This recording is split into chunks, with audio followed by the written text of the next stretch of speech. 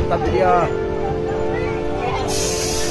Saya sampaikan kepada seluruh masyarakat, karirnya, himpunan mahasiswa Islam cabang Raya itu kemudian tidak lain yang dilakukan hanya untuk kepentingan masyarakat, bapak sekalian. Hadirnya kami di sini bukan karena kepentingan pribadi, apatah lagi kepentingan lembaga, bapak sekalian.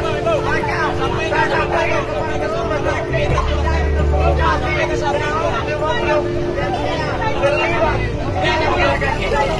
Baik untuk menjaga gerakan baik jangan terprovokasi daripada oknum ingin merusak daripada gerakan kita